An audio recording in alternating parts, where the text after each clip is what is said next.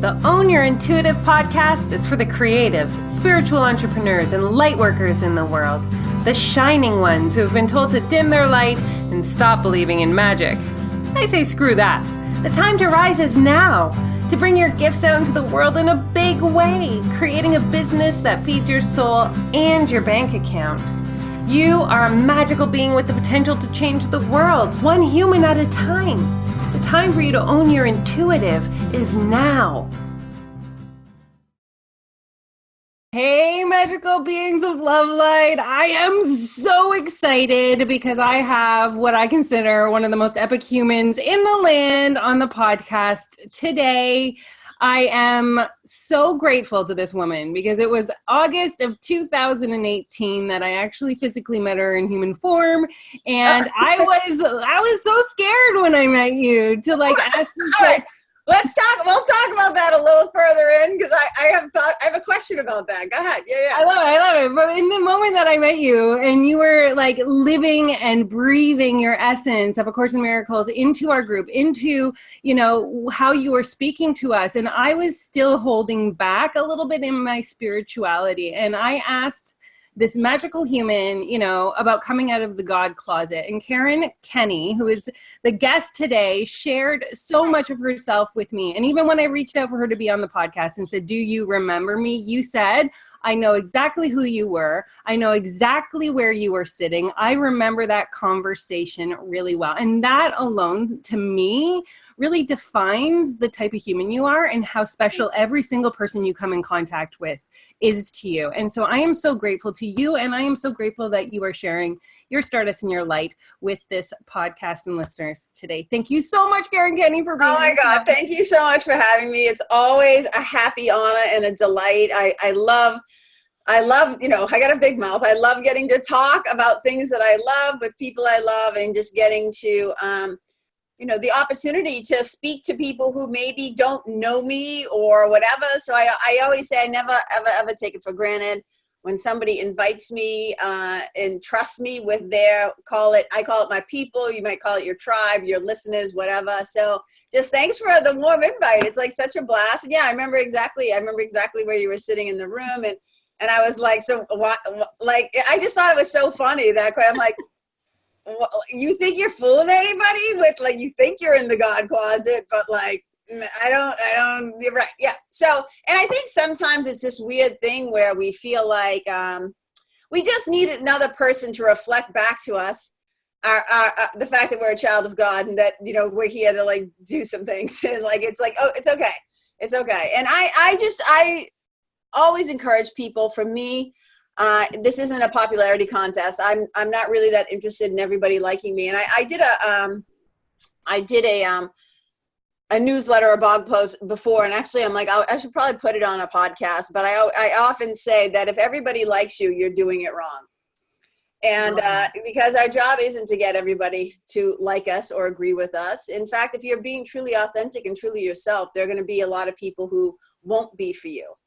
And that's perfect. That to me is how it should be. So yeah, so I'm glad that something that came out of my mouth, or as I say, something that came from my hat also landed in your hat. So thanks so much for having me. It's a blast. Oh, you have that effect on people, Karen. Let's be real. I just got to hang out with you again a couple weekends ago, and I'm spouting off Karen Kenney-isms everywhere I go since 2 weekends ago. You leave these little tidbits or these seeds in people's hearts that allow them to grow. And you know what I mean? It's a beautiful gift. Thank you, sweetheart. That's really sweet. Thank you. So I just kind of want to, the way that I normally start this podcast, because I think it's really important for people to hear this part of our stories as well, is I always ask the question, and it can come out in any which way, and however it comes out, however long, is totally part of the process. But what's Karen Kenney's origin story? Oh, gee. Well, first of all, you can go listen. My episode 1 of the Karen Kenney Show is called An Origin Story. So you can go listen if you want we don't have time on this show to really answer that question. So basically what people want to know is all right, so you're a spiritual mentor, you're a writer, you're a speaker, you're a storyteller. How did you get there? What happened? Right? That's really, so I always laugh. So I'm a kid from Lawrence, Mass, Boston. That's 30 miles north of Boston. I'm a Boston kid. And so there's always this thing that we've done, like it's just like a very New England blue collar kid. Like if we're in any kind of situation where there's other people and we see somebody that either attracts us or repels us, we go like this. What's their fucking story? What's her fucking story? Right? Like we got whatever, right? So I just love getting asked that question. Really, like what you're saying is, so what's your story? Okay, I'll tell you. Totally. So basically, like I said, I grew up in a tough little city, a little immigrant city about 30 miles north of Boston. And the very wicked Cliff Notes version, I like to keep it short because I tell this story all the time. So as a writer and as a writing teacher, I'm also a gateless writing teacher. When somebody says to me like, oh, I want to write a memoir, I want to, nonfiction, I want to tell my story. One of the things I always say is, well, when you start off telling your story, what you want to do is ask yourself, like, basically, why am I telling this story? Why this day? Why does the book start here? Like, what's the inciting incident, or what I like to call the kicker, right? So it's like I often have people do this exercise where they look at their life and I'm like, okay, what's your headline story? If we were going to just be able to say like one thing, like how this day made my life never the same again. Okay. And so I always say a bunch of shit happened before this. I always start at 12 years old, but a bunch of stuff happened and a ton happened afterwards. But this is the inciting incident. So my biological mother and father were married very young. I think at like 18. They were married for 2 years, or probably 4 years, because my mother had me when she was 20. I was 2 when my parents got divorced. So I think they were together for like however long it was. I'm not even sure. That's how much I know. Not even sure. But my mother had my sister at like 18, had me at 20. We're a year and a half apart. And then they got divorced. And then who I consider my dad, my stepfather, came onto the scene when I was 3. And he was with us until I was 12. So like 9 years. So he was like a major influencing impact in my life. But I always say, like, my father, God bless him, my dad, I should say, God bless him, I always say he was an unintentional teacher. He was an unintentional teacher. And his methodology, when I look back now, like I wouldn't have changed it.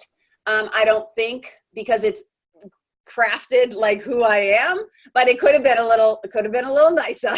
My father just didn't tolerate any weakness, and he was hardcore, and he never like punched us or like smacked us, but he pushed us and he poked us and he put you up against the wall. There was a lot of violent kind of energy in our household. My parents fought constantly. I always say they were young, they were beautiful, they were wicked smart, but they were really stupid in a lot of other ways, like how to communicate. And so it would go from like 0 to 60. It would be like quiet to screaming, right? It was like, there was no like throwing plates of food.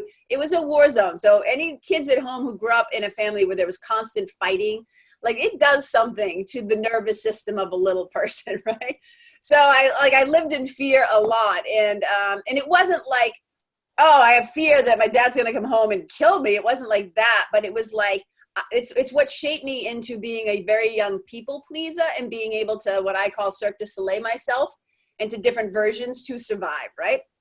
So my parents fought all the time. They would get separated all the time, and he would leave all the time. And so one of these last times, so it was 1981, they were separated. He was living at my aunt's house. He already had a girlfriend. I'm like, they're not going to reconcile this one. This is probably it.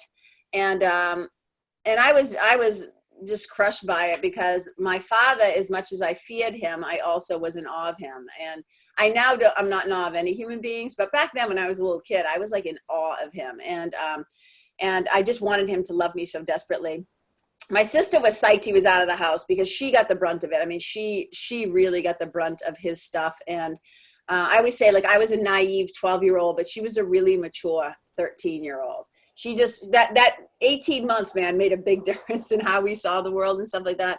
So during one of the times that they were separated, my mother went out one night, which was really common in my household. My parents used to go out and they would go dancing, and they would, not like I say party, like my dad drank. My mother drank. I don't think she drank a ton, but like my dad, they definitely drank and had a good time. So they went bowling, they went out dancing, they did things. So her going out wasn't a big deal. So one of these nights, I was 12, my sister was 13, about to turn 14. My mother went out and she just didn't come home. And the next day she was missing. She was missing for many, many, many hours. And my sister just sent me off to school. And it took me like 27 years for us to actually have the conversation about what actually happened that day, because I was at school. My sister stayed home on purpose, pretended she was sick because she knew something was up. And I didn't find out until I interviewed her for my book, for the memoir, what actually happened that day. But like I said, we were a family that we didn't talk about things, you know?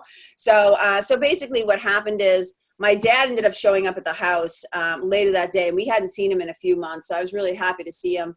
And he basically just sat us down and said, look, I'm just going to tell you, your mother is dead. And we found out later that day, it was in the newspaper and stuff like that, that, you know, my mother had been murdered. She had been violently, brutally beaten to death, and she was kicked and punched to death. And, you know, the police at the time said it was the most brutal crime that they had ever seen. She was beaten beyond recognition. So it was just awful. It was just awful to think of my mother that way. She was found half naked from the waist down, left to die on the side of a road. And so it was pretty, so that was like the inciting incident, right? So that was the thing that, like, my life was never the same again, because then we, you know, my dad didn't want us, and my biological father was living in Illinois, and I didn't even know who he was. He showed up, and I had no idea who he was. And then, like, other aunt and uncle wanted to send us off to a boarding school, a Catholic boarding school in Rhode Island. And we're like, if you do that, we'll run away. We're not going there. And I ended up going to live with an aunt and uncle who I didn't know. They were like strangers to me. And so my whole life was just, I mean, literally, like, we left our house that day and never slept there again. My whole life changed. And then we were a family who never talked about it. So my mother's body was found on Thursday morning at around 11 a.m. By these pet cemetery workers. And then she was buried in the cemetery by Saturday at 11 a.m. And so it was just gone. She was just gone, like in the flash of an eye, and nobody was talking about it, even though it was on TV and in the news and in the newspaper, on the radio. But if it came on, they'd shut it off. So it was just like, it basically created an obsession with me. I was always already a curious kid. But, you know, as my writing mentor, Andre Dubus III, says, you know, I knew the facts. I eventually figured out the facts of what happened to her, but it's like, what the hell happened? Because that was like, that people don't understand, like, we're really numb to violence. We're really numb to violence in our world nowadays, and you don't get it until it happens to you. I can honestly say that. Like, you see something terrible, a mass shooting on TV, and you go, oh, that's too bad. Like, I'm like, every single one of those families in that community, it has such an exponential effect, that kind of violence. And so it blew up not just my world, my sister's world, my family's world, but the community. Like, it was just rippled out. It was like really fucking awful. Let's just call it what it was. However, as you know, I say, like, my whole thing is all about your story to your glory. So it's within that story, though. It's within those tragedies and those wounds, those things that you just think, like, how am I ever going to come back from this, right? It's from that place that your strength comes. It's from that place, right, that your glory comes, from those stories of our past. If we're willing to let go of the meaning we've applied to them and rewrite them. And that's what I do for a living. That's what I do for work. And so my own deep suffering over many, many, many years, there's a reason why I teach about the fearless flow, because I spent most of my life terrified. Because after something like that happens, it's like, the world's not safe. Men aren't safe. It was a guy that killed her. Can I just ask if he was ever found? Like, did they ever? Oh yeah. He was found they caught him the very next day. Okay. And he was a well-known, prominent businessman. It divided the Merrimack Valley. I mean, Lawrence, north end of Methuen, like, it was just like, it was a really big deal.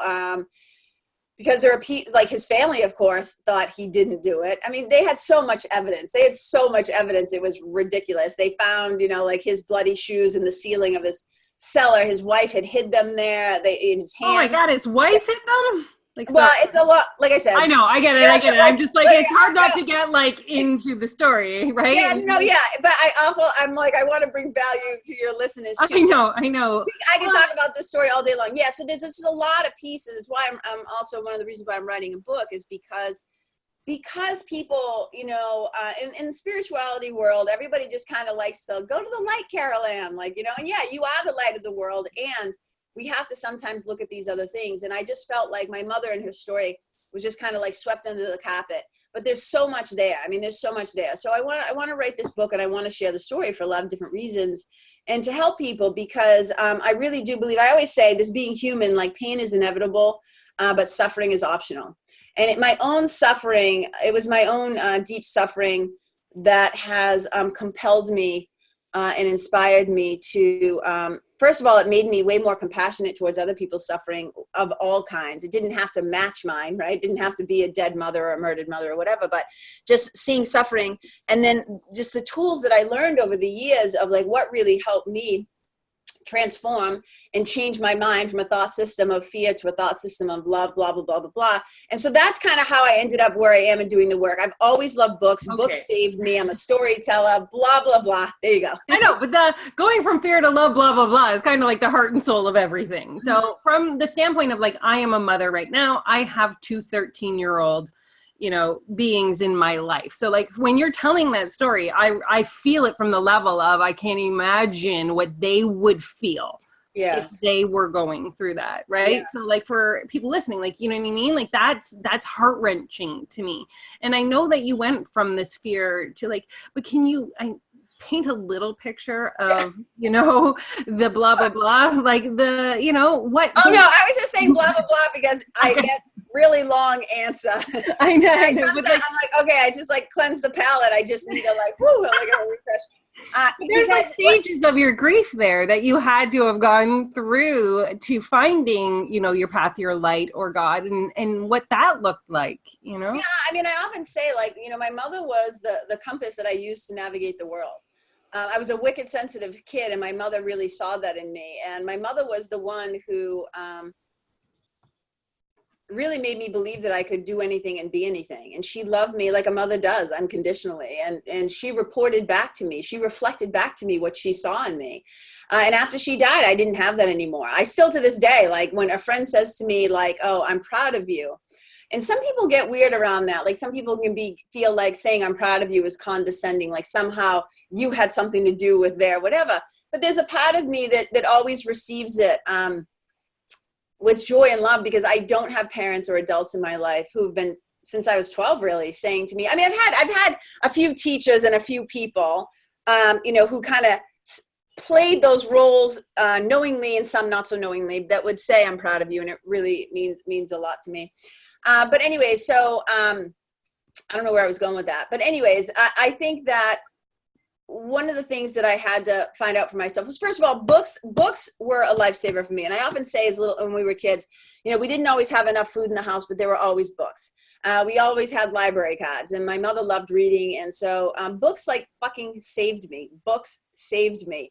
And I always say, like, I never once said as a kid, I want to be a veterinarian. I wanted to be Dr. Doolittle, really, call spade a spade. That's what I wanted to be when I was a kid. I wanted to be able to just talk to the animals. And then that translated into I want to be a veterinarian. But I've always loved books, and I've always loved telling stories. So I've always loved to tell stories. I can say that. So books were a salve that like saved me when I was a kid. And so I threw myself into books because the people around me weren't talking about it. So what I ended up starting to do, that's how I started journaling. Is I didn't know what to do with the things that I felt and that I thought, and I didn't have anybody to listen or to talk into. And so I started journaling, and books, just like I said, saved me. And it's so funny, like, I talk about having a spiritual team.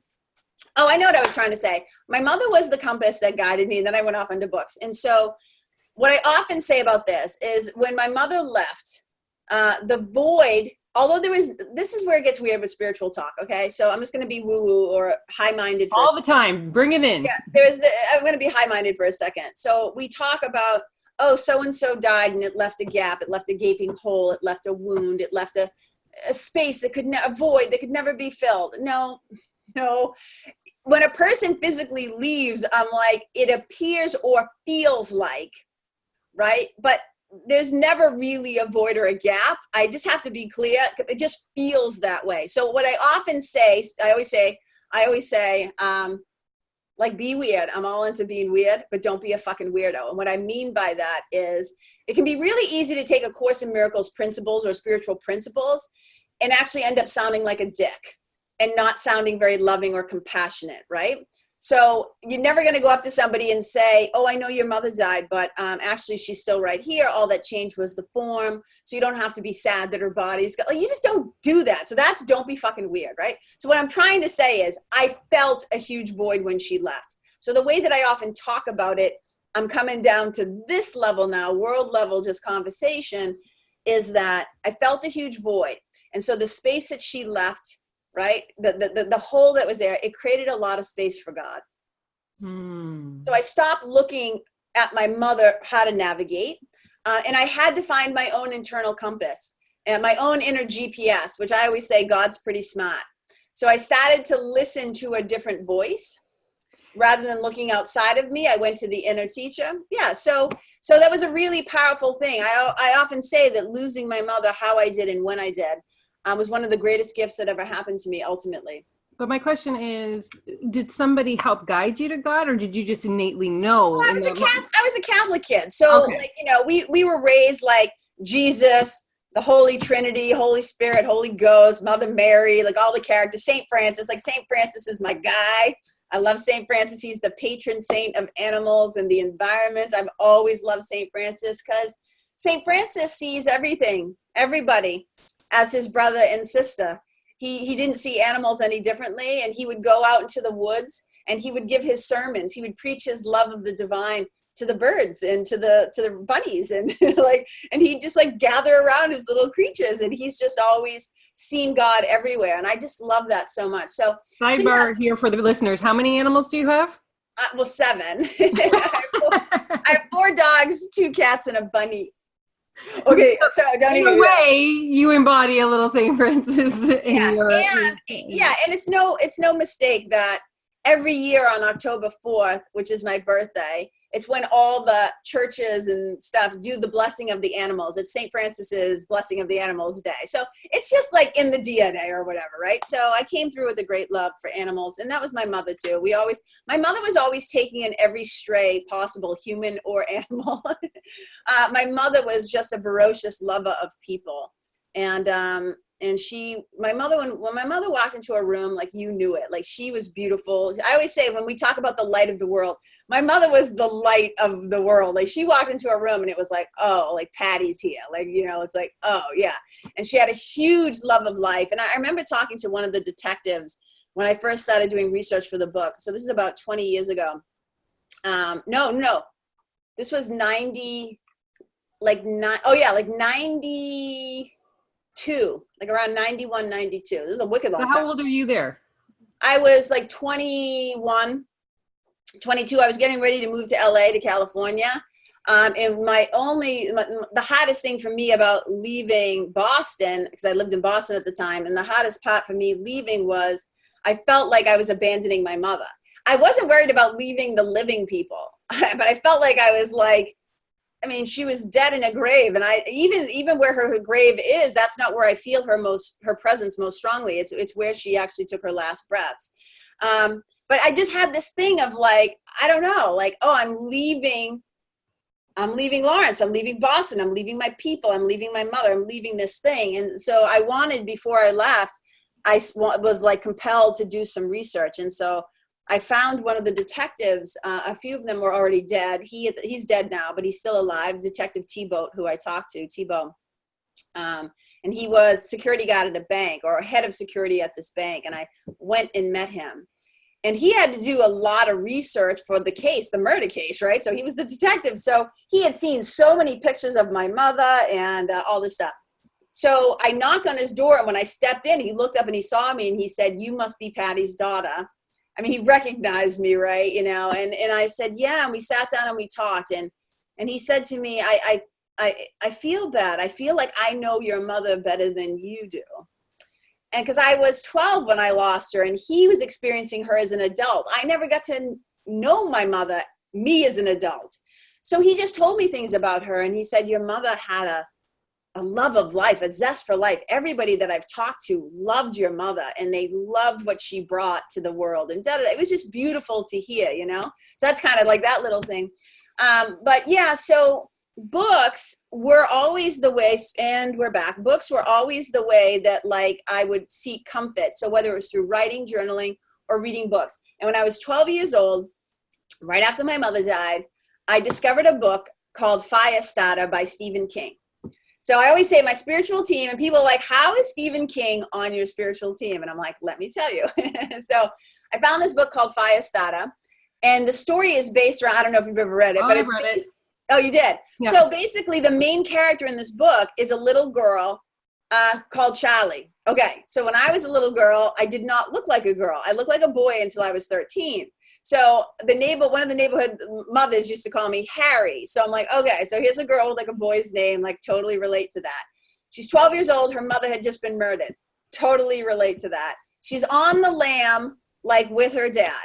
I ended up on the lam when my sister decided to run away when we were like 13, 14. That's a whole other thing. We were gone. She was gone for many weeks. I was only gone for 8 days. Whole story for another day.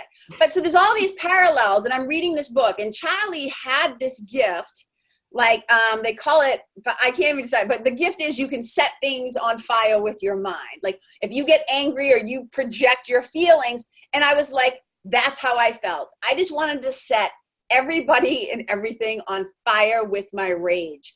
I was so scared, but I was so angry. I was so pissed. I was pissed that my mother left. Clearly not her fault, but you're a little kid, right? I was like, why did you leave me? So I was mad about that. I was mad at the guy that killed her. I was mad at my dad for not wanting, I would never say it out loud. I just internalized everything. You know, hello, irritable bowel syndrome. There's a reason how that ended up happening because everything went in. I stuffed it. I was like the queen of sucking it up and stuffing it down because that was what was required to survive when I was a kid. So it was a perfect storm of stuff. And so I turned to books, and I always had a library card. And thank God, I say thank God bless libraries, because what libraries do is they even the playing field for poor kids. And they give us access to knowledge and adventures and worlds that we would never have access to. So books were always where I naturally sought comfort, whether it was to enter worlds, to get out of the world that I was in, which was full of suffering, and to enter a new world. And so later on, when the self-help movement happened, I just happened to be in California at the exact time when Oprah was really big, and Marianne Williamson was big, and Deepak, and Wayne Dyer, and Iyanla Vanzant, and Louise Hay. Like all these people were like churning out whatever. Tony Robbins, right, had just come out. So I was like in the perfect place at the perfect time. Went into a bookstore. It's a whole story for another day. But I discovered A Return to Love by Marianne Williamson, which is reflections based on principles of A Course in Miracles. And that book just blew my mind. It was a total life changer, like it has been for millions of people. And so Return to Love led me to A Course in Miracles. A Course in Miracles I've been a student of the course for over 26 years. But Marianne was also local. She was in LA. And eventually when I finally was able to afford to buy a car, because I took the bus everywhere because I was poor when I lived in LA, I ended up going to her lectures. We ended up meeting. Long story short, I ended up working for her and living with her for a period of time. And so she was actually, I was with her last night. She was in New Hampshire last night, so it was great. But I really got some on the ground boot camp, like, and it wasn't even like people think like, oh my God, Marianne was mentoring you. I'm like, well, it's not like we sat down every day and she was like, read this lesson. It was me watching her in her own life and seeing the principles of A Course in Miracles applied and getting to see her humanity, seeing her as a full rounded picture. Right? And being able to see how the divine works. And like, if we had an altercation or a situation, I shouldn't say an altercation, if we had a disagreement, the solution was, let's pray. I was like, what the fuck? Nobody in my life had ever like done that. So like I said, I always say gradually, but inevitably, because what A Course in Miracles teaches is surrendering a thought system. It teaches a lot of things, but one of the hot beats is surrendering a thought system of fear. Relinquishing it, and instead choosing a thought system of love. And it's not like this, what I find a lot in the spiritual world, which, you know, whatever, people love to sit around, like spiritual people are really good at incubating ideas, as Marianne would say. We're really good at talking about stuff and thinking about stuff and theorizing about stuff. And where there needs to be a little kick in the ass is rubber meets the road. Like, are you walking your talk? Like, you know, there's a lot of people that talk a talk. I see a lot of bullshit in the coaching world. What my friend Kristen and I calls like fast food spirituality. I don't know where I'm not sure. She's like, I can't remember where she first heard it. So I just see a lot of bullshit. And so I'm really interested in practical daily application of these things you say to love and do. And I'm always like, I don't look, it's not my job to be the fucking spiritual police, so I don't walk around like, pointing at people and saying tickets to everybody and things like that. My bullshit alarm goes off a lot. Infraction. But my bullshit alarm goes off a lot. And so my whole thing is I wanted to live a life where what I thought and believed is reflected in my words and my actions. Because if you're out of alignment, I always do, right? If you're not in alignment, then you're going to suffer, right? You can't just talk about the things and think about the things. It's, am I living it? And so I was given a lot of opportunities to live my forgiveness, which is the happy, of Course in Miracles, like really the thing of it is the peace of God through forgiveness. And so I had a lot of forgiveness opportunities, like forgiving the man that murdered my mother and forgiving my mother for leaving, even though, you know what I'm saying? She didn't. Yes. And forgiving my father for not wanting us, and forgiving my family for just being fucked up, and forgiving myself for even thinking that I'm in a body separate from God. Like there's a lot of layers. And so it's been just a journey, man. It's been a really big journey. But I'm so curious because like through all this, I'm like, what brought her to LA? Like, you know what I mean? Like, why did you leave Boston? It's not some big mystical thing. This is like another thing. It's like, I think also too, I'm not saying you think this, but a lot of times people think like, you know why? Because the weather? The team is always on the job. Well, yeah. Well, I didn't know about the weather. I mean, I was a kid. You got to understand, like Lawrence, Boston. I've never to this day still, and people get Marianne actually makes fun of me all the time for this. And I have no desire to, just so I'm clear. I've never been to New York City. I don't want to go. I don't really care. Like, I think it's cool. Like, hey, I hear it's a great city, cool vibe, lots of action, hustle. Great. I am not compelled to go there. Is it funny that I'm going there today? Yeah, great. Have a blast. Enjoy. It's not that I would. No, I know. I just think it's funny. I love it. I'm not pulled. I am pulled to the warm areas. It's always like, get someplace warm. Like, that's what I'm pulled towards. So I guess what I'm trying to say is, so here I am living in Boston. When I graduated college, I was a communications major. I had a little like minor in English, but really I was a copywriter. I was a communications and advertising major. And while all my friends who had parents and homes to go home to, so like my aunt and uncle, I had my own car at that point, but I drove to BU in my car. Should never have had a car in Boston. It was a nightmare. I got so many tickets. The car got impounded. Like there were so many things that happened because I was 17 and I didn't know shit. And they just dropped me off at college. They followed me with my shit from my room. My sister on her 18th birthday moved out of their house. So I was there for another year. And then I moved when I went to BU. So this is 86, 17 years old, dropped me off and they never come back. Like I was on my own at 17. So, and they had 2 kids of their own. So when I finally left, my sister and I shared this tiny room with bunk beds. And then when she left, I dismantled the bunk bed. And then when I left, their kids who were sharing a room now had their own room. So I had nowhere to live. So when I'm 17, I'm on my own. I don't know where I go on breaks. I don't know where I'm sleeping on Christmas breaks or the summer. It was like, okay, I didn't have parents. So when all my friends were putting together their advertising portfolios to try and get jobs after graduation, that was not my reality. My reality is where you're going to live, how are you going to eat, or you got to get a job. And it's like, get any job you can. So I became the concierge at the Hyatt Regency Hotel in Cambridge. And I fucking loved being in the hotel business. As a concierge, I got so many perks. I had so much fun in that city.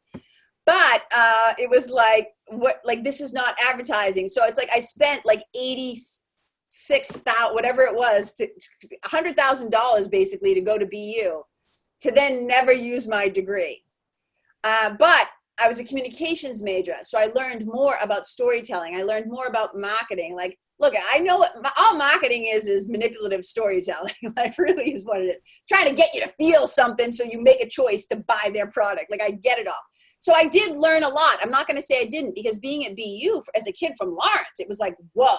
I met people of I met my first Jewish person. Like, maybe I had met other Jewish kids or whatever, like when I was younger, but I never knew. So it was like, I got to be around, and I was always in a diverse, like culturally, being from Lawrence, you know, there's a lot of Hispanic, Puerto Rican, French, Italian, Irish, Black, like it was so that was beautiful. That was always in my life. And I went to BU, that didn't change it. So, but meeting people from like all over the world came to BU. So that was really incredible.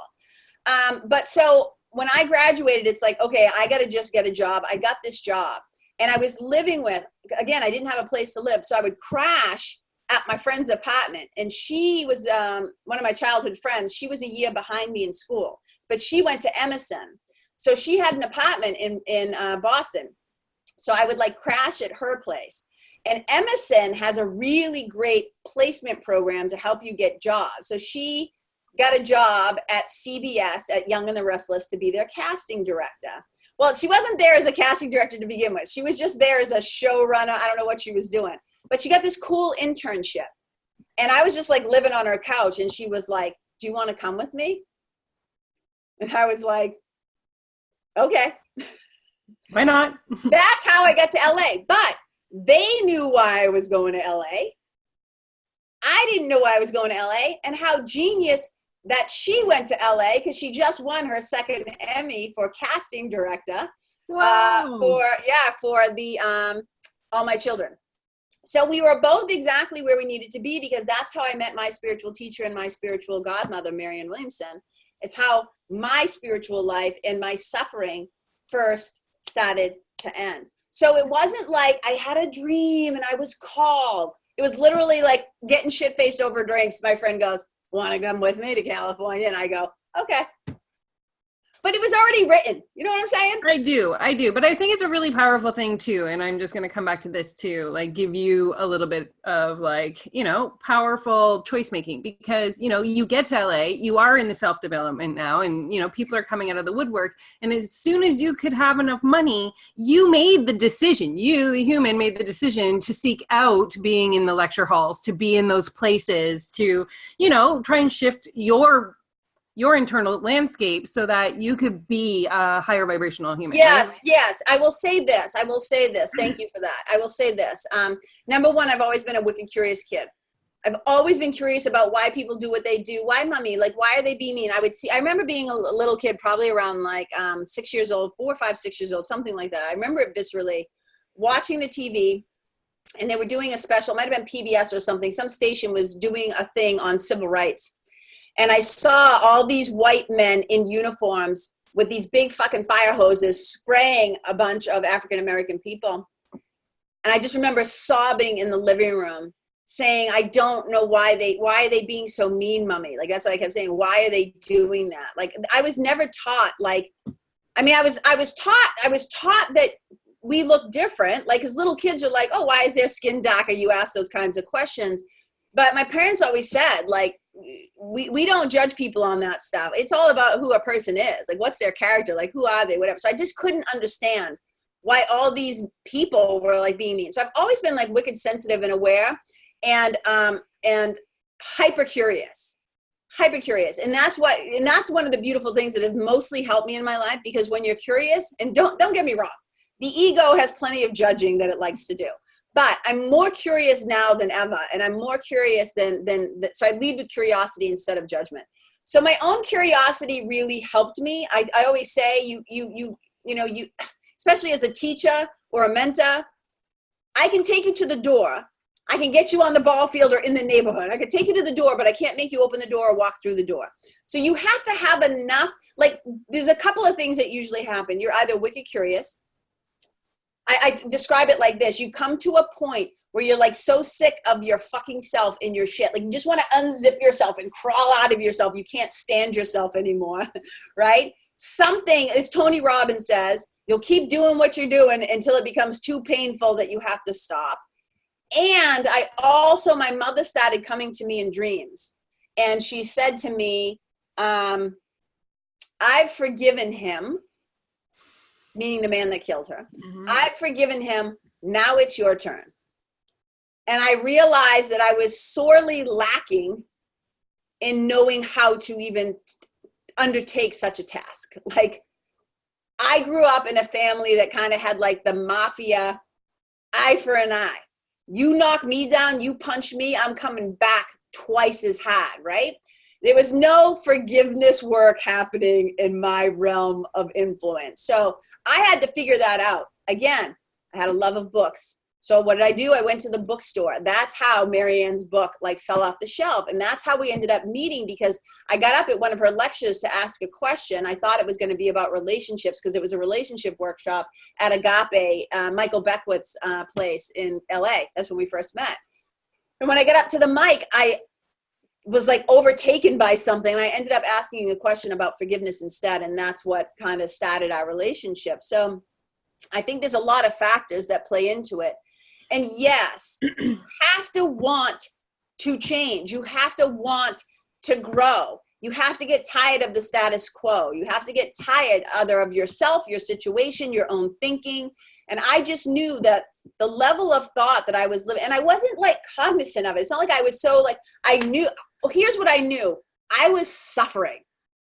I wanted it to stop. I didn't know how. So I got help. That's it. I want to ask this because I think that, the level in which we show up and the level that we place, our energy into solving a problem. So like you get up on the mic and you ask a question about forgiveness. That doesn't lead to a job. There had to have been a communication or, some sort of thread here. And, I just started a book called Relentless, and I don't know if I'm an avid reader too. So that's a part of it. I'm like, oh my God, I am like the hugest book nerd in the land. So I could do a podcast just talking about books with you probably, but there is a level in which, the determination in which we show up to solve the problem, right? Or with our business or with our lives, and he says relentless in pursuing the result or the answer or what it is that we desire. Oh yeah, I mean it is. I mean so I jokingly say I am relentless. Ask anybody when I want an answer or I want to know something. I am relentless. But I'm in search of, I'm always really curious about what the truth is. I want to know why. That has never changed. My mantra, one of my mother's best friends who I hadn't seen in 30 years, I went and had lunch with her my sister and I to talk to her about the book. This was many years ago.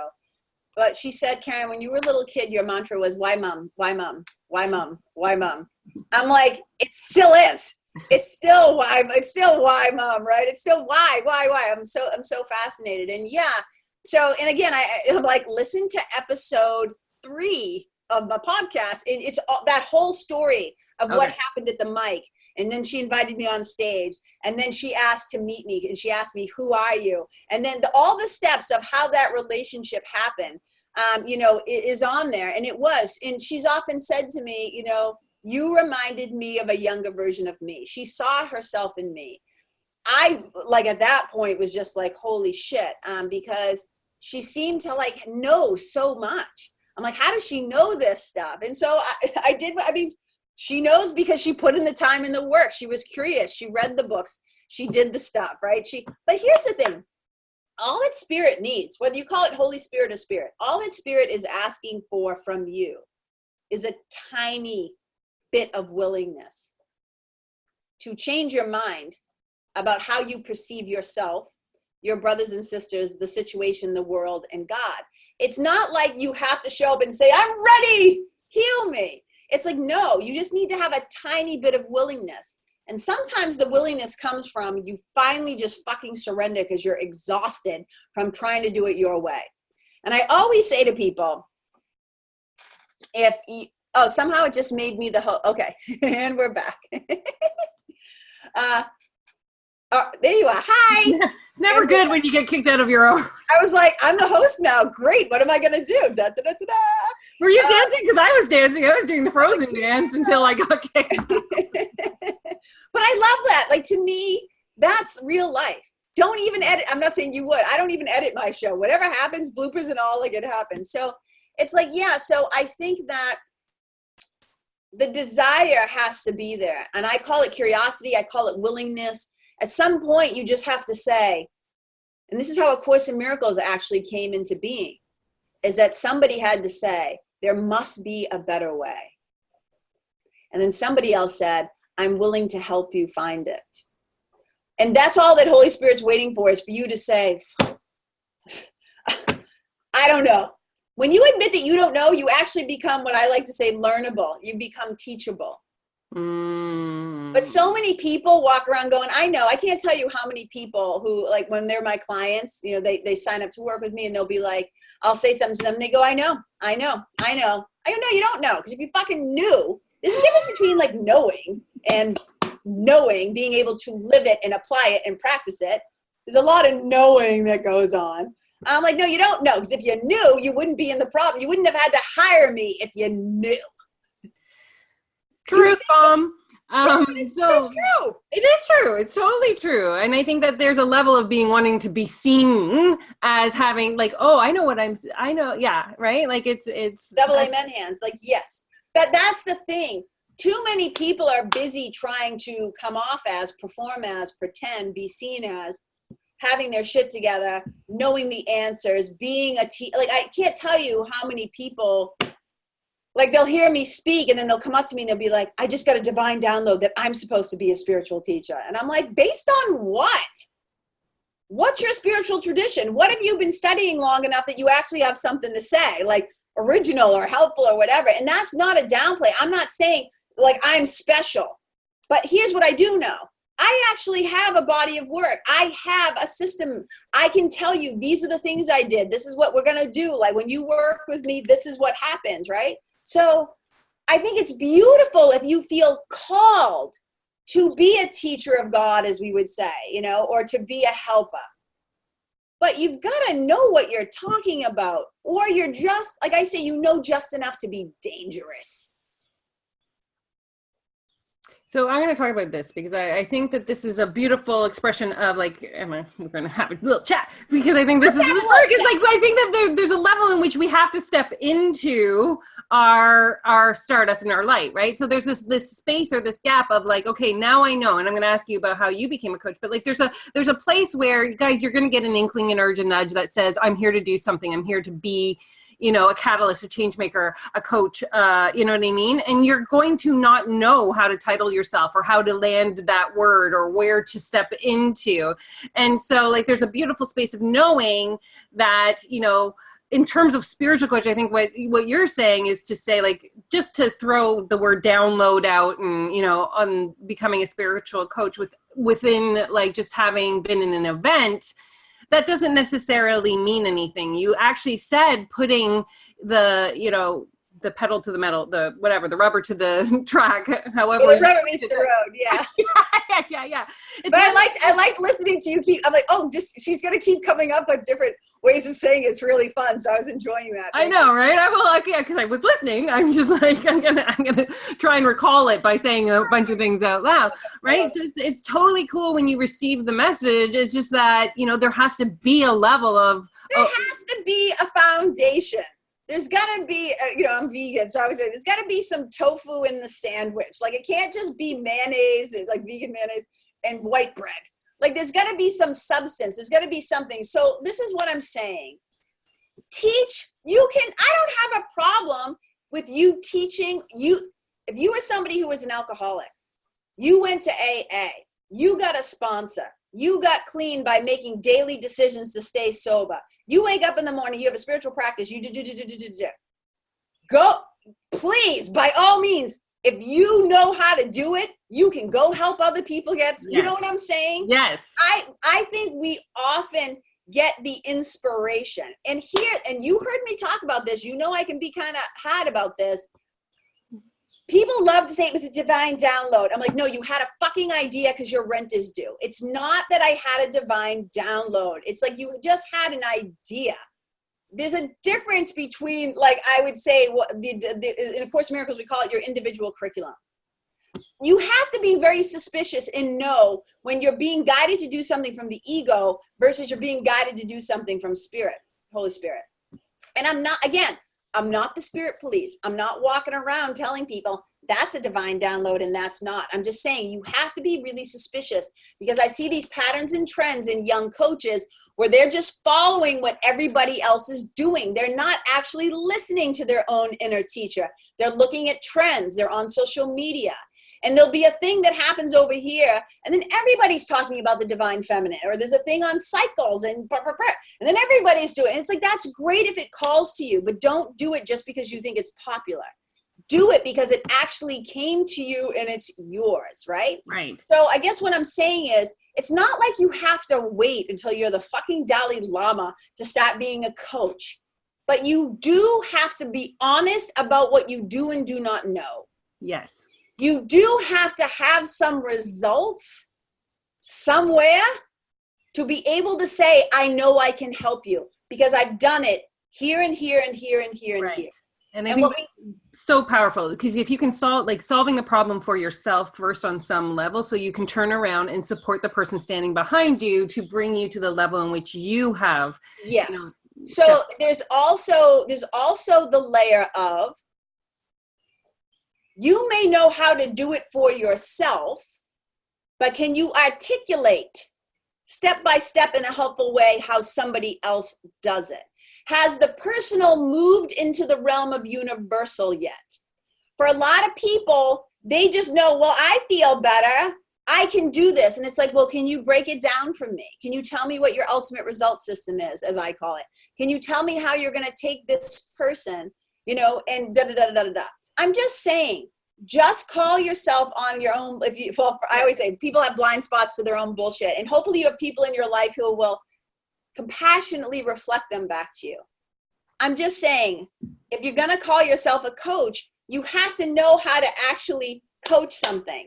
Like, you have to know how to do it because A, you've done it yourself, and B, you've actually helped at least one or two or three other people do it. Have their transformation. Does that make sense? Yeah, no, totally. I'm with you. I'm picking up what you're putting I'm down. not saying that you're like, I'm not sitting here policing people saying, oh, you want to be a spiritual coach? What makes you think you could be? It's not that. It's like, be really honest. What is your spiritual? Like this is what I'm saying. So like, over 20 years yoga teacher, over 20 years passage meditation, over 26 years Course in Miracles. I've got a foundation. I did a year-long spiritual mentoring certification program with a hardcore spiritual mentor teacher, right? And I say hardcore, she's lovely, but like, we did the work. So I didn't just one day go, I'm an intuitive coach. I'm a spiritual vet. It's like, I have a foundation that I can pull from, because I think, here's what I think. If you decide to be a leader, a coach, a priest, a mentor of any kind, when people are coming to you out of desperation, fear, they're suffering, and they give you money to help them, you have such a responsibility. And I know, even let's just call it a yoga class. If you're somebody's first yoga experience, what happens in that room for them? And you can't control everybody's experience, but all you can do is bring the best of yourself to that moment. If you don't show up, people can have a terrible, I can't tell you how many people I've met over the years who said, I tried yoga, it wasn't for me. I go, what do you mean? What happened? And they tell me the story, and I just think, that teacher blew it. Mm-hmm. Now, maybe that person wasn't just ready, but usually it's because the teacher didn't know what they were doing. They didn't create an experience where that person felt welcomed, seen, heard, included, and they'll never go back. So I just feel like if you're going to be in the role of the teacher, of the mentor, of the coach, man, had you better be legit. And being the thought that I had too, you guys, is being fully present for the people, fully present, right? Like, that is so key in the service of, the person that we're here to serve, is like really being with them in that moment and not thinking about your to-dos, your this or your that, or like, you know what I mean? The experience, for me, just playing off of that, Karen, is that like, even here with you right now, there doesn't exist anything else outside of this conversation. Right? Like, you are the most important human to me here. Well, you gotta work, your work. People always say to me, I don't, like, what's my purpose? So I have thoughts about this. Your identity. I'm like, let's clear it up. It's really simple. When you get this, it's really simple. Who am I? What's my identity? Who you are is love. You're an extension of love. That's it. You are love. Okay. Yeah. What's my purpose? Your only purpose as love is to extend that love. Love it. That's it. If you want to extend it as a janitor, as a coach, as a doula, as a person on Wall Street, I don't care what your title is in the world, in the illusion, in the dream. You are love. Your only job is to extend that love. That when you get that, everything else gets cleared up really quickly. Like that's the only gig. So people will say, go ahead. I was just gonna say, how did you get into coaching? Because now I'm super curious. Like that was something I wanted to ask, but then like, I'll answer that. I'll answer that in 1 second because I wanted to finish up with this other thought. People say to me, like, I don't know what to do. What's my purpose? I'm like, the work is right in front of you. Who's in front of you? What land, as we say, so I use gardening metaphors a lot when I talk about my ultimate result system and the steps that we go through, right? So I've got to I'm like, you want your assignment? It's right in front of you. Where are you? With yourself, with the people who shared your home, your neighborhood, your community, your town, your state, what's in front of you? That's the assignment. Like, it's not that hard. It's like, look, you've got plenty of work right on your plate. But at some point, we have to move beyond self-help, beyond the individual to the universal. So that's that. So how I got into coaching, okay, I was a yoga teacher. First of all, my whole life, I was the person on the T or on the bus in LA that somebody would sit next to me, a total stranger, and somehow by the time we get off the bus, I would know their problem, their life story, their situation. People have always just talked to me. I've always been somebody that people come to for advice or a safe place or whatever it is. I don't know how it happened because you're like, the first time I met you, I was afraid, which makes me laugh. So there's I want to circle back to that in a minute. But so I've just always been that person that people talk to. So then I became a yoga teacher. And what I started to find is that after class, people were just hanging around, taking their time, putting on their shoes. And inevitably it would be like, I always talk about the D's, right? There'd be a death, a divorce, a diagnosis. Like, it's like something happened. They'd be crying in my office. They'd wanted to talk. It just kept happening and happening. So my sweetie's like, well, your class gets done at 7:15. You'll probably be home at like 7:45, 8 at the latest. He's waiting for me to have dinner or whatever the thing was. And he'd be like, it'd be 9 o'clock and he'd be texting me like, where are you? What are you doing? First of all, like, are you safe? You know? And I'd be like, yeah, so-and-so is here having an incident, you know, like whatever. And I just found that for many years, I was just mentoring people and coaching people after class naturally. So I one day was talking to my spiritual mentor, one of my spiritual mentors, and I just said to her, yeah, I find that I'm like da-da-da-da-da-da-da. And she's like, you have to stop that. And I was like, what? She's like, they have no skin in the game. There's no like, it's valuable what you're doing, but it's not an even exchange. So eventually you're either going to be resentful, you're going to get pissed, you're not going to like da-da-da-da. They've got to get some skin in the game. She's like, you know, if you're going to do that, you have to start charging money because you're spending an hour, 90 minutes or whatever with these people counseling them, you know, and blah, blah, blah. And I was like, oh, okay. I'm like, so you just call yourself a spiritual mentor? Like what, you know, whatever. And again, at that point, I was already wicked, like 20 years and all these different things. But for me, it was really important. So then she remembered that conversation. And like a few months later, she reached out to me and she said, you know that I have a spiritual mentoring program. And I was like, oh yeah, that's right. And she said, this is the last year I'm going to run it. Because she was going off to Harvard to get her theological PhD and to do all this stuff. And she had been a therapist. She had been a teacher at UNH. She was genius. I mean, just genius. And in all things theology, she's an interfaith minister, like all this stuff. And so she said, this is the last year I'm going to run it. And I said, well, when does it begin? And she said, tonight. Wow. And I said, and it was like an investment. And it was a year-long program. And I was like, I said, look, I have I have 2 or 3 classes tonight. I can't just bail, can't just close the studio. I said, I'll tell you this. If I can get somebody to cover all of my classes, I will know that I'm supposed to be there. And this is me. It's like 2 o'clock. My classes start at 6, whatever the thing was. I was like, or it was 12, whatever the time was. I'm like, there's no way. I just send a random like task because I didn't have a huge studio. I had a yoga studio at the time. I didn't have a huge studio. I had a handful of teachers, like 3.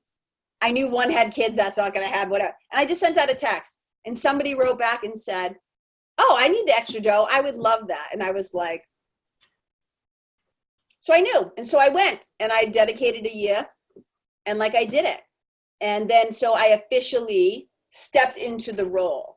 And people had been asking me for years, will you please lead a Course in Miracles study group? And I'd say, nope.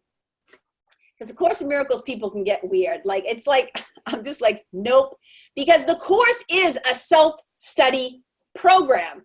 It says it right in the book. That's how it's designed, a self-study program. And I've just seen it get too weird online with the Course in Miracles groups. I've been to Course in Miracles things, and I'm like, these people are nuts. And I say that jokingly. We're all nuts. But I was like, nope, nope. So I resisted.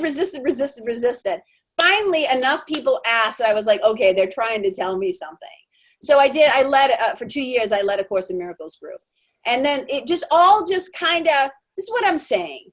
It was not a clear path. I take what's called the zigzag path. Gradually, but inevitably, all roads were leading to this. But here's the other thing. I already know I'm not going to coach forever. I know at some point I'm going to step into whatever it looks like. I don't have all the details yet, but I know it's writer, speaker, podcaster, and I'm already doing those things. But I think it's just going to get amplified in a way that I can't even imagine yet. And that doesn't mean like, oh, I'm going to be famous. I just mean I'm going to be called to projects and new things where doing one-to-one or doing group coaching, it just won't make sense anymore. Because my books will be the coaching. The books will be the love letters. You know, the books will be the breadcrumbs, will be the teachings. You know, the speaking gigs or whatever, or the podcast interviews will be the thing. And it's why, like in my own business, let's talk about, I mean, I'm sure you have a lot of entrepreneurs who are your listeners. Do you? Yeah. Yeah. So I'm always thinking like, I'm in the moment about with what I'm doing, but I'm also, so Course in Miracles says, a healed mind does not plan. And what that means is basically, you don't plan by yourself. Because an unhealed mind is the mind that is making plans with the ego, which kind of falls in line with that old saying, like humans make plans and God laughs, right? So it's kind of this thing. So I have ideas about what's coming, but I'm open clearly to my inner GPS. God's pretty smart. I'm always listening to the voice for God, the memory of God in my mind. There's a part of all of our minds that is never left God. It's always in communion. And I just know, and that's why even my what we'll call them packages or programs, I only have 2 now. It's group and really high end, we'll call it VIP for lack of a bit, custom, where it's an investment and it's a year-long deep dive. And eventually maybe it will just go to the one where if you're serious, we'll do this. And then probably at some point, I'm not going to coach anymore. I can already feel it. Like I can already feel like I'm going off. Like it's like, this is what's happening. But for now, I'm with right who's in front of me. The work is what's in front of me. Love it. I love you. Like, I'm like, I love you. Thanks. Isn't that great? I get to come on a podcast and I just hear, I love you. So can we talk about this? Because I'm fascinated by this. So this is where I'm like, the tables are turning a little. I know, yeah, I like it because I like it. So, it's 11:11. Perfect. See, I'm supposed to ask this question. Okay. So, my newsletter is going out right this moment. My episode on Let's Talk About Drinking. So I just got really excited. Oh yeah. Okay. Anyway. So, I often say, like, I jokingly say, I don't get a lot of feedback in my life. Right. I ask for it. When I first started dating my sweetie, I mean, we're married now. When I first started dating him, I said, if I do anything annoying that annoys you, you have to tell me. Like, you have to tell me. I don't want to have an argument 3 months from now where you turn to me and you go, you always do this. Well, how the fuck? You don't tell me that I do it. How do I know that I did it? So I always ask. I don't surround myself with people who are yes people. I want people to give me feedback, and blah, blah, blah. I always say, but I'm a gateless writing teacher and we only focus on what's good, the compassionate, that's a whole other story for another day. So I'm like, just whatever you're going to say it to me in a way that I can actually receive it or hear it. Right. So I don't care if you critique me, but you must do it. I care with my writing, again, different story, but in my human life, just this stuff, you can say whatever you want to say, just make sure I can hear it. So one day I was talking with somebody and I said, I have no idea what people think of me, because as much as there are people like, I love you, I was so intimidated by you. I was so afraid of you, like, blah, blah, blah. And I always laugh. I'm like, okay, if you talk to me, I'm like a puppy. I'm like a puppy. Like, I'm just like, I was like so excited. But I said to a friend one time, look, you're going to find, I hope maybe you'll find this interesting. I said, and it might say more about what they thought of me than what anybody, they were a friend. And I said, I don't know what people think of me. I don't know what people say behind my back. I said, if they were going to say something negative behind my back, I wonder what they would say. And she paused and she said, maybe that you think you're better than other people. And I started to laugh. I said, that's amazing. Because one of the reasons why I'm actually vegan is because I don't think I'm better than anybody else, including the animals. That's why I don't inflict myself on them, right? Mm-hmm. So I'm like, I don't think I'm better than anybody else. But I think what it is I'm very confident. But it's not that I'm confident in KK. I'm confident that I'm being guided, and I am unwavering in listening to my instructions and then applying it. So I'm willing to be unpopular in service to the truth. Yeah. Which might just be in that moment my truth. I'm not saying it's the truth, but I'm willing to say what needs to be said. I'm willing to do what needs to be done. So it's not that I'm so confident because I'm so full of myself. It's just, no, I'm at ease in my own body, or I would say in my own being, because I'm a spirit. We're spiritual beings having a human experience. So in this human experience, I'm more and more aligned. A Course in Miracles says, try to focus more on the part of you that identifies with spirit than the body. So I'm fascinated to hear why. When somebody says, I was so intimidated by you, I think, how much of that is mine? Because I like to be clear on that. Right, versus, so what was the experience and why would you be afraid of me? Because as you can see, I'm actually really friendly. I know with that. So this is about how I felt, because I know I had said at the last retreat I was at that, the first time I met Karen and even, Amber, who is my mentor at the time, like I personally had created this boundary of intimacy. I did not want people to truly connect to me. And so it was nothing to do with the intimidation of others. It was everything to do with my lack of self-confidence and self-worth in myself. And so it was fascinating to have gone through a year ago's experience where I was like, oh my God, I can't talk to anyone. I'm not even going to go sit by them. And all those kinds of things, right? To this past experience that we had where I was like, holy fuck, what the hell? Why would I keep this wall up? Why am I not truly experiencing the levels of relationships that I can be experiencing in this new way? And I just, again, chose to make it really easy and just allowed the walls to just basically disappear, fade away, do whatever they did, transmute, however the word you want to call it is. And, and then leaned into this new level of being and leaned into saying, okay, well, if the wall is gone, then I need to step to the other side, right? It's that, I can't remember what you said. Metal to I was just saying, the road. That I hear a lot that people, I'll come off a stage right from speaking at the summit, for example, and a lot of people came right up to me and they're like, oh my God, I'm so nervous talking to you right now. And I'm like, relax. I'm just we're just here. It's good. And then other people wrote to me and they said, I couldn't work up the courage to come up to you and speak to you at the summit. And I just think I'm like, am I projecting like this? I laugh because because I'm just like, no, come say hi, big hugs, the whole thing. And the people who do come and talk to me and are vulnerable and truthful with me, after that event, so many people came up to me and told me their own stories about really brutal and horrific things that had happened or were currently happening. And we were able to have a moment where I could see them and hopefully in some cases be helpful, and so it's just this thing of it's all just fear. All that was the wall, this, all the walls, all this, it's just fear. Mm-hmm. And so it's the miracle, and of course, miracles we talk about, the miracle is when you shift your mind from fear to love. It's not Jesus walking on water. That's what we call magic. That's like crystals and oils and all the things we love, the statues, all this stuff, all salt lamps, it's all just magic.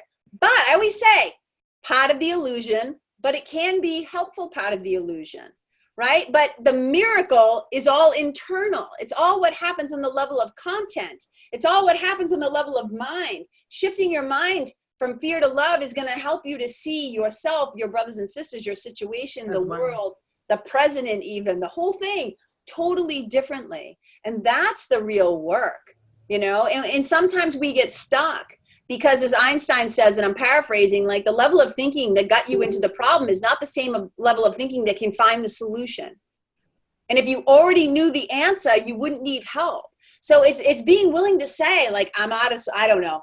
I've done everything. Like when you come to a place of vulnerability, it's such an opportunity for great strength. I always say to people, your strength lies in asking for help. Your strength lies in finally admitting to yourself, stop bullshitting yourself that you know exactly what to do, because your best thinking got you where you are.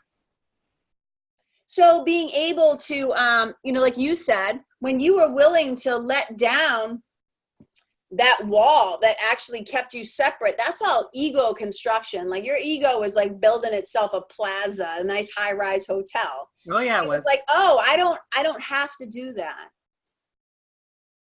And once you did, it's like you had a totally different experience. And I could see the change in you. And I was like, oh yeah, she's here and we're back and welcome home and we're back. And that's the thing. I always want to be really clear with people. We think with spiritual practices or becoming ourselves or stepping into the truth or whatever you want to call it, looks like we have to become something. We have to do all this stuff. The only doing is the removing of the blocks and the barriers that you have built against your awareness of what I say, love's ever-abiding presence. Mm-hmm. Who you are and what you are is always right there. So, you know, Michelangelo talks about how, I'm pretty sure it was Michelangelo, and people would say, oh my God, how do you sculpt these incredible things? He has this famous sculpture. I think it's Michelangelo. He had a famous sculpture of this incredible elephant. It was made from like tons and tons and tons of like rock that was brought from this quarry. And he says, the elephant already exists. I just chip away at everything that's not elephant. That's the spiritual work, is we finally surrender. We have a willingness. And then slowly with daily spiritual practices, with choices that we make, everything from like where you shop, how you speak, what companies you for, like everything is your spiritual life. Everything, whether you're making love or making a salad, God is there. Your whole life is your spiritual life. So our job is just to chip away at everything that's not love. Chip away at everything that's not us. Separation, violence, fear, condemnation, judgment, blame, shame, guilt, all of it. We just chip away at it. And we start to recognize, oh, that's fear. Anything that's not love. And I don't talk human love. Human love is very finicky. It's very conditional. Eternal divine love. Anything that's not of God, we chip away. When are you going to start your Sunday practices? Oh, yeah. So I'm calling it the Sunday Spiritual. And I'm going to start doing it probably either at the end of July or August. And I might just start with once a month, like online Zoom, and people can sign up to be on the call. It's like, you know, we call it KK church, but not in a creepy churchy way. You know what I'm saying? And I don't have a problem with the church. I was raised in the church. Yep. I still love churches as buildings themselves and what they can represent. And I just want to be clear. I'm not calling myself Jesus Christ. I'm not saying I'm starting a church, but we jokingly amongst my friends call it KK church. So the Sunday Spiritual, I think that's what I'm going to call it. That's what they told me on the run yesterday. Anyways, it just came. So, yeah, because I want to know that so I can share it with everybody and put it in, like, because you know what I mean? Like you really do have this gift to bring the message so clearly that we remember. I'm on fire. Like as my spiritual mentor said, and I told you guys in the group, you know, she says, you're on fire for God. And don't let any, like she said, like you're like a horse running across the plains, setting everything on fire. And that's how I feel. It's like when I think about the different spiritual traditions, and I say there's certain traditions that are just too, and some people would say this about A Course in Miracles, but I actually think Jesus in A Course in Miracles is wicked funny and very direct. There's like no messing around. It's very simple, actually. I always say it's not difficult, it's different. And it's simple, but it doesn't mean it's easy to apply.